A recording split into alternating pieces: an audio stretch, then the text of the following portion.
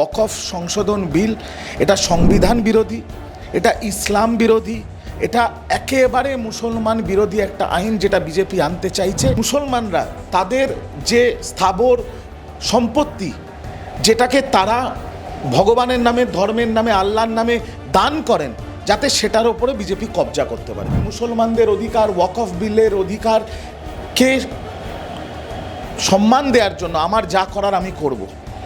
এবং নীতিশ কুমারও লম্বা টুপি পরে যখন ইফতারে গেছিলেন, তিনিও বলেছিলেন আমি মুসলমানদের সাথে আছি, মুসলমানদের পাশে আছি।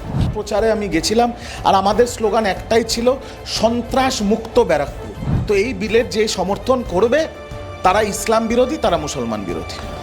তদন্ত করছে, তাকে পাঁচবার সমন পাঠিয়েছে পশ্চিমবঙ্গ পুলিশ, তিনি যাননি। এবার 5 বার সমন পাঠানোর পরে কেউ যদি না যায়, সেটা অর্জুন সিং হোক, রিজু দত্ত হোক, আর নরেন্দ্র মোদী হোক, তার বিরুদ্ধে অ্যারেস্ট ওয়ারেন্ট বেরোবেই, এটা আইনের নিয়ম। শুভেন্দু অধিকারী যদি বাপের বেটা হয়, শুভেন্দু অধিকারীর যদি বুকের পাটা থাকে, ওর 14 পুরুষের ক্ষমতা থাকে, তাহলে ও প্রতিবাদ করুক যে নরেন্দ্র মোদী কেন সওগাতে মোদী দিচ্ছে মুসলমানদের।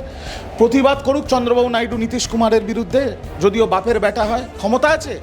অমিত শাহর বুকে পা তুলে দেবে, ওকে ওর পশ্চাৎ দেশে 4 লাথি মেরে ওকে বিজেপির থেকে বার করে দেবে। এসএফআই রাজ্য সম্পাদক, ওই যে ছেলেটা মীনাক্ষীর পেছনে হাঁটে, ওর কাজ তো দেখুন, ওর এখন 2টো কাজ হচ্ছে। ওর কাজ হচ্ছে মিডিয়ার সামনে এসে বড় বড় কথা বলা, আর ওর প্রধান কাজ হচ্ছে মীনাক্ষীর জলের বোতল, ঘাম মোছার রুমাল আর খাবারের টিফিন ব্যাগ ক্যারি করা, এছাড়া ওর কোনো জায়গা নেই। এটা কোন নিয়ম যে সরকার গিয়ে আপনার বাড়িতে বুলডোজার চালাবে? তো সম্পূর্ণ জনবিরোধী, গণবিরোধী, সংবিধান বিরোধী, মানব অধিকার বিরোধী একটা নীতি যেটা যোগী আদিত্যনাথ চালাচ্ছিল। এইসব সন্ত্রাসী, এইসব উগ্র মৌলবাদী, সেটা বাংলাদেশের জামাতি হোক আর ভারতবর্ষের যোগী আর শুভেন্দুই হোক, এদের সভ্য সমাজে কোনো স্থান নেই। বিজেপি তো সোট কাট্টা এইসব নিয়ে মিছিল করবে। পশ্চিমবঙ্গ পুলিশের সরকারি দেয়া যে অস্ত্র, যে লাঠি, তাতে কিন্তু সর্ষের তেল লাগিয়ে রেডি আছে পুলিশ। বিজেপি করে, তারা হিন্দু না, তারা দাঙ্গাবাজ, তারা বাংলায় দাঙ্গা চায়। এই ফারাকটা মানুষকে বুঝতে হবে পরিষ্কার। সভায় অধিবেশন চলছে এবং সেখানে আমরা জানি যে ওয়াকফ বোর্ড নিয়ে, অর্থাৎ ওয়াকফ যে সংশোধনী বোর্ড, সেই বোর্ড নিয়ে আলোচনা। যে আলোচনায় আজকে লোকসভায় মূলত পূর্ণতন যে ইউপিএ সরকার রয়েছে, সেই সরকারকেই নিশানা করছেন কেন্দ্রীয় মন্ত্রীরা, এবং তারা বলছেন যে মোদিজি না আসলে সংসদটি ওয়াকফ সম্পত্তিতে পরিণত হতো। এটা নিয়ে কি বলবেন? এসব বাজে কথা, বেকার কথা। ওয়াকফ সংশোধিত বিল, যেটা ওয়াকফ সংশোধন বিল, সেটাকে জয়েন্ট পার্লামেন্টারি কমিটি জেপিসিতে পাঠানো হয়েছিল। জেপিসিতে আমরা দেখেছি বারংবার কিভাবে, যেহেতু বিজেপি এই ব্রুট মেজরিটিটা আছে, সেহেতু বিরোধীদের কথাকে বলতে দেওয়া হয়নি, বিরোধীদের বক্তব্য গ্রাহ্য করা হয়নি, বিরোধীদের সাথে অপমানিত আচরণ করা হয়েছে। আপনাদের মনে করি যে এই ওয়াকফ কমিটিতেই আমাদের বর্ষিয়ান সাংসদ কল্যাণ বন্দ্যোপাধ্যায়ের সাথে অভিজিৎ গঙ্গোপাধ্যায়ের একটা বাদ বিতণ্ডা জড়ায়, যেখানে কল্যাণদার হাত কেটে যায়, স্টিচ দিতে হয়। সবই এই ওয়াকফের জেপিসি কমিটিতে হয়েছে। সেখানেও বিরোধীদের কোনো প্রস্তাব, কোনো কথা, কোনো কিছুই মান্যতা দেওয়া হয়নি, গ্রাহ্য করা হয়নি। সেখানে ওরা যা ইচ্ছে করেছে, যা ভেবেছে সেটাই করেছে। আর আজকেও যেহেতু ওয়াকফ বিল পাশ করতে 271 জন সাংসদের দরকার, বিজেপির তো মাত্র 240টা আছে। বাকি এদের এনডিএর সমর্থন, এই জেডিইউ, নীতিশ কুমার, টিডিপি অন্ধ্রপ্রদেশ আর চিরাগ পাসওয়ানের দল, এরা মিলে এটাকে চেষ্টা করছে পাশ করানোর।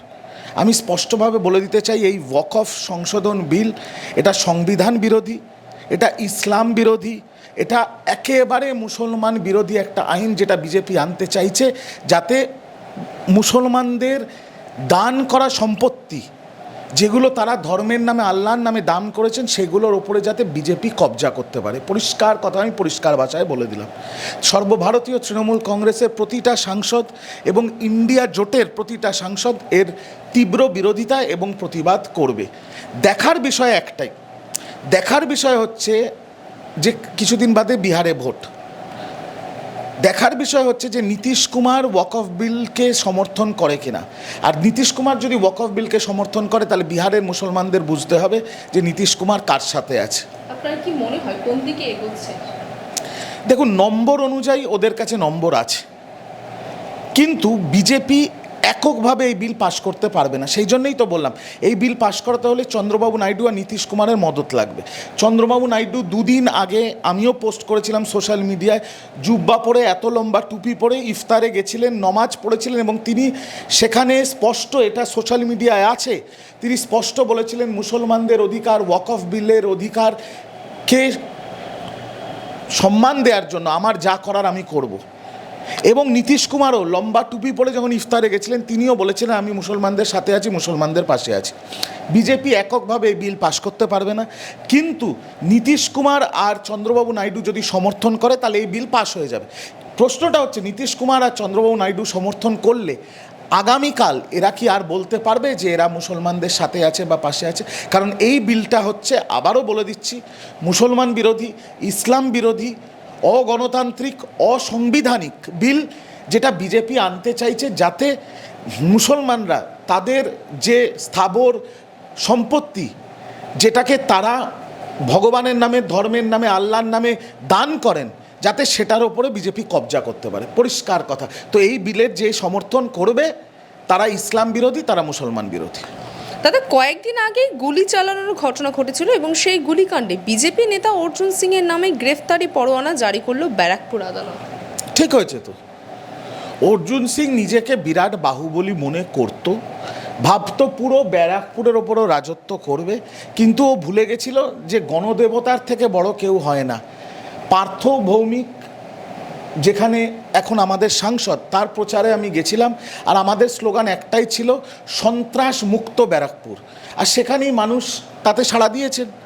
গোহারা হেরেছে অর্জুন সিং, কিন্তু ওই একটা কথা আছে না, কুকুরের লেজ কখনো সোজা হয় না। গুন্ডা মস্তানরা কি কখনো ওই গেরুয়া বস্ত্র ধারণ করে নিলে সাধু হয়ে যেতে পারে রাতারাতি? এটা তো হয় না কখনো। তো অর্জুন সিং দেখছে তার পায়ের তলার থেকে মাটি সরে গেছে, তার কাছে আর কোনো ক্ষমতা নেই, তিনি আর সাংসদ নেই, তিনি এখন গুলি বোম দিয়ে নিজের হারানো জমি ফেরত পেতে চাইছে। তার বিরুদ্ধে এফআইআর হয়েছে। এফআইআর যে কোনো মানুষের বিরুদ্ধে হয়, পুলিশ তদন্ত করছে, তাকে পাঁচবার সমন পাঠিয়েছে পশ্চিমবঙ্গ পুলিশ, তিনি যাননি। এবার 5 বার সমন পাঠানোর পরে কেউ যদি না যায়, সেটা অর্জুন সিং হোক, রিজু দত্ত হোক আর নরেন্দ্র মোদী হোক, তার বিরুদ্ধে অ্যারেস্ট ওয়ারেন্ট বেরোবেই, এটা আইনের নিয়ম। তো পুলিশ সেটা জমা দিয়েছে কোর্টে যে আমরা 5 বার ডাকার পরেও তিনি তদন্তে আসেননি, কোর্ট ওনার বিরুদ্ধে অ্যারেস্ট ওয়ারেন্ট জারি করেছে। আমার তো মনে হয় পশ্চিমবঙ্গ পুলিশের 1 সেকেন্ডও আর বৃথা না করে কোমরে দড়ি পরিয়ে, মুখে পাশবালিশের ওয়াড় পরিয়ে অর্জুন সিংকে ইমিডিয়েটলি গ্রেফতার করা উচিত। দাদা, একই সময় বাংলা এবং গুজরাটের দুটি জায়গায় বাজি ফ্যাক্টরিকে ঘিরে একই ঘটনা, যেখানে গুজরাটের ঘটনা নিয়ে সমবেদনা জানিয়েছেন প্রধানমন্ত্রী। নিহত পরিবারকে 2 লক্ষ টাকা এবং আহত পরিবারকে 50,000 টাকা ক্ষতিপূরণের ঘোষণা করা হয়েছে, কিন্তু বাংলার ক্ষেত্রে কেন নয়? তিনি কি শুধুমাত্র গুজরাটের প্রধানমন্ত্রী?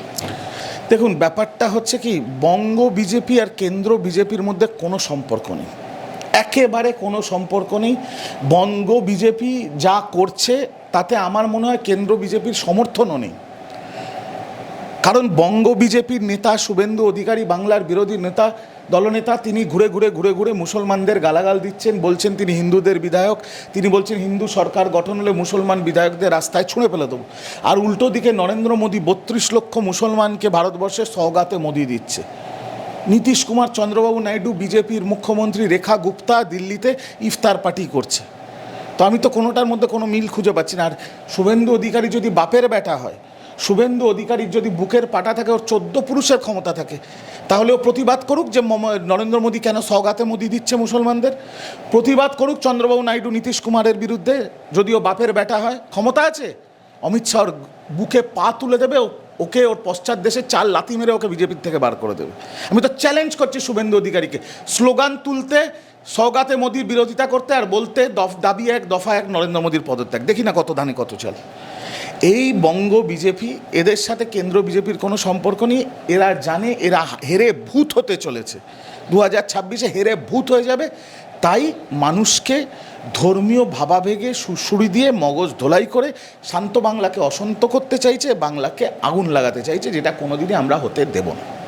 দাদা, উত্তরপ্রদেশের বুলডোজার নীতি যা কিনা সর্বত্রই বিতর্ক, যাকে ঘিরে ইতিমধ্যে আমরা দেখলাম যে প্রয়াগরাজের বাড়ি ভাঙার মামলায় প্রশ্নের মুখে পড়তে হলে এবার উত্তরপ্রদেশের সরকারকে সম্পূর্ণ অসাংবিধানিক এবং অমানবিক বেআইনিভাবে বাড়ি ভাঙার জন্য সুপ্রিম কোর্ট ক্ষতিপূরণের নির্দেশ দিল যোগী সরকারকে প্রত্যেককে 10 লক্ষ টাকা করে দিতে হবে। এটি প্রয়াগরাজের একটি ঘটনাকে অত্যন্ত অত্যন্ত সাধু সিদ্ধান্ত সুপ্রিম কোর্টের। তৃণমূল কংগ্রেস প্রথম দিন থেকে এর বিরোধিতা করেছেন, মমতা বন্দ্যোপাধ্যায়, অভিষেক বন্দ্যোপাধ্যায় প্রথম দিন থেকে এর বিরোধিতা করেছেন। আজকে ধরুন আপনি একটা বাড়িতে থাকেন, আপনি একটা ভুল করলেন, একটা অপরাধ করে ফেললেন, বাড়িটা ধরুন আপনার মা বাবা তাদের সারা জীবনের জমানো পুঁজি দিয়ে তৈরি করেছে, আইন আছে, আপনাকে কোর্ট আইন অনুযায়ী সাজা দেবে, আপনার অপরাধের ভিত্তিতে আপনাকে সাজা দেবে কোর্ট।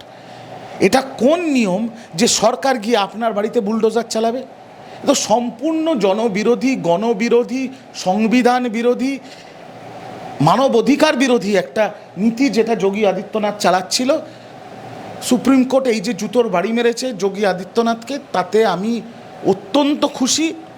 সুপ্রিম কোর্টই রক্ষা করলেন ভারতবর্ষের সংবিধান আর ভারতবর্ষের মানব অধিকারের। এটা কখনো হতে পারে না। আজকে একটা বাড়িতে ধরুন 4টে পরিবার থাকে, অনেকেই জয়েন্ট ফ্যামিলি হিসেবে থাকে, তার মধ্যে কেউ কোনো একটা কুলাঙ্গার একটা অপরাধ করলো, তাকে গ্রেফতার করবে পুলিশ, তাকে সাজা দেবে কোর্ট, কিন্তু তাদের ওই বাড়িটা যেখানে আরও 4টে পরিবার বসবাস করে তাদের কি দোষ আছে? সেই বাড়ি কেন বুলডোজার চলবে? এটা হতে পারে না।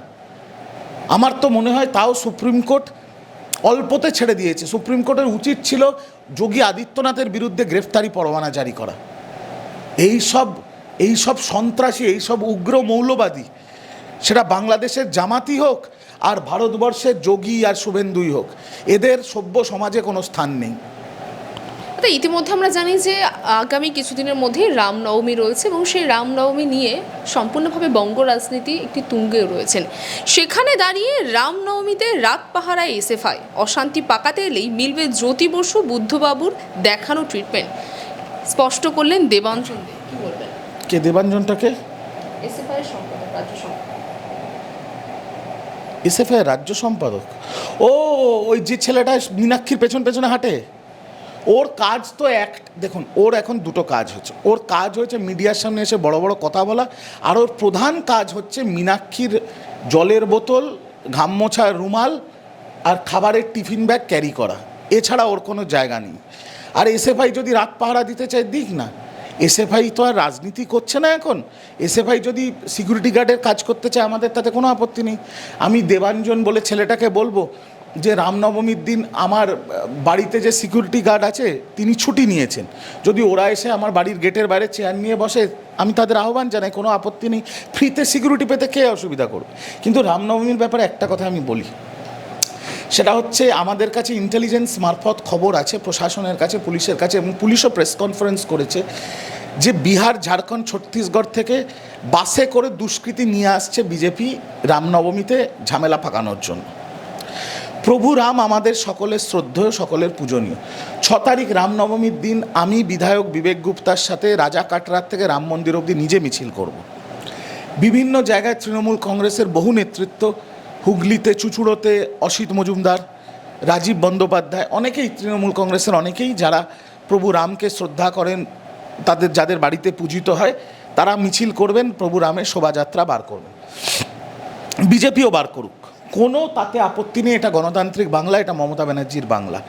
বড় করে শোভাযাত্রা বার করুক বিজেপি, প্রভু রামের ভালো করে পুজো করুক, বড় করে মিছিল করুক, পুলিশ এবং প্রশাসন প্রোটেকশন দেবে। কিন্তু বিজেপি, শুভেন্দু, দিলীপ ঘোষ, সুকান্ত মজুমদার এরা যদি মনে করে প্রভু রামের নামের আড়ালে, প্রভু রামের শোভাযাত্রার আড়ালে দুষ্কৃতী ঢুকিয়ে গরিব মানুষের দোকান ভাঙচুর করবে, সরকারি সম্পত্তি নষ্ট করবে, মসজিদের সামনে ডিজে বাজাবে, মসজিদে পাথর ছুঁড়ে মারবে, সাম্প্রদায়িক আগুন লাগানোর চেষ্টা করবে, তাহলে আমি বাংলাহান্টকে পরিষ্কার বাংলাহান্টের চ্যানেলে বলে দিতে চাই, পশ্চিমবঙ্গ পুলিশ, পশ্চিমবঙ্গ প্রশাসন তৎপর, সব খবর আমাদের কাছে আছে। এবং সরকারের দেওয়া যে অস্ত্র, বিজেপি তো সোড, কাট্টা এইসব নিয়ে মিছিল করবে, পশ্চিমবঙ্গ পুলিশের সরকারি দেওয়া যে অস্ত্র, যে লাঠি, তাতে কিন্তু সর্ষের তেল লাগিয়ে রেডি আছে পুলিশ। প্রভু রামের শোভাযাত্রা বেরোক, প্রভু রামের মিছিল বেরোক, প্রভু রামের পুজো হোক, আরাধনা হোক, কোনো আপত্তি নেই আমাদের। কিন্তু প্রভু রামের নামের আড়ালে যদি কোনো দুষ্কৃতী বাংলায় সাম্প্রদায়িক আগুন লাগাতে চায়, তাহলে পুলিশ কিন্তু পিঠের চামড়া গুটিয়ে দেবে। রামনবমীতে কি অস্ত্র প্রয়োজন হয়? কারণ এর আগে তো আমরা কখনো শুনিনি রামনবমীতে অস্ত্র নিয়ে বেরিয়েছে। দেখুন, ব্যাপারটা কি আমি আপনাকে বলি। বিজেপির যে দলটা, বঙ্গ বিজেপি, তার যে নেতারা, এরা তো অশিক্ষিত, এরা মূর্খ, এরা কোনোদিন ক্লাস 12-এর গণ্ডি পেরোয়নি। আর সুকান্ত মজুমদার অধ্যাপক হওয়া সত্ত্বেও এদের পাল্লায় পুরো মূর্খ হয়ে গেছে। রামনবমী কি? শাস্ত্রমতে রামনবমী কি? মানে যেদিন প্রভু রাম আদ্যা শক্তি মা দুর্গার পুজো করেছিলেন। অ্যাকচুয়ালি রামনবমীর দিন তো মা দুর্গার পুজো হওয়া উচিত। তা ঠিক আছে, মা দুর্গার পুজো না করে প্রভু রামের পুজো করছে, তাতেও কোনো আপত্তি নেই। কিন্তু প্রভু রাম যে মা দুর্গার পুজো করেছিল, সেখানে কি প্রভু রাম অস্ত্রশস্ত্র নিয়ে পুজো করেছিল? এরা তো মূর্খ, এরা শাস্ত্র জানে না। এবার ধরে নিলাম প্রভু রামের হাতে কি অস্ত্র ছিল। ওই শাস্ত্র মতে আমরা যাই, অরিজিনাল বাল্মীকি রামায়ণের অনুসারে যদি যাই, তাহলে কি তীরধনুক? তীরধনুক নিয়ে মিছিল করুক বিজেপি। বিজেপি তো তীরধনুক নিয়ে মিছিল করছে না। বিজেপি মিছিল করছে তলোয়ার, ছুরি, বেআইনি কাট্টা, দা, কাটারি। এগুলো তো প্রভু রামের হাতে ছিল না। অরিজিনাল যে রামায়ণ, বাল্মীকি লেখা রামায়ণ, তাতেও তো এইসবের কোনো উল্লেখ নেই। আর রামনবমী মানে প্রভু রাম মা দুর্গার পুজো করেছিল যুদ্ধে যাওয়ার আগে। এর সাথে বিজেপির কাট্টা, সোড আর তলোয়ার আর কাটারি আর দা হাতে নিয়ে রামের মিছিল, তার সাথে কি সম্পর্ক আছে বলুন তো? এ তো হিন্দু ধর্মেও নেই, এটা শাস্ত্রতেও নেই। কারণ এরা মূর্খ, এরা অশিক্ষিত, আর এদের পাল্লায় যারা পড়ছে সেগুলো আরও বেশি মূর্খ, আরও বেশি অশিক্ষিত। আমি পরিষ্কার বাংলা হান্টের চ্যানেলে বলে দিতে চাই, সব হিন্দু বিজেপি নয়। সব হিন্দু বিজেপিকে ভোট দেয় না। তাহলে 2016, 2019, 2021, 2024 আর 24-এর পরে যে উপনির্বাচন, সেখানে বহু হিন্দু অধ্যুষিত বিধানসভায় তৃণমূল হৈ হৈ করে জিতত না। হিন্দুরা বিজেপিকে ভোট দেয় না, সব হিন্দু বিজেপি নয়। আর যারা বিজেপি করে তারা হিন্দু না, তারা দাঙ্গাবাজ, তারা বাংলায় দাঙ্গা চায়। এই ফারাকটা মানুষকে বুঝতে হবে পরিষ্কার। হিন্দু বিজেপি নয়, আর যারা বিজেপি করে তারা হিন্দু না, তারা দাঙ্গাবাজ। বাংলা হান্টের আরও খবর দেখতে নজর রাখুন। বাংলা খবর মানেই বাংলা হান্ট।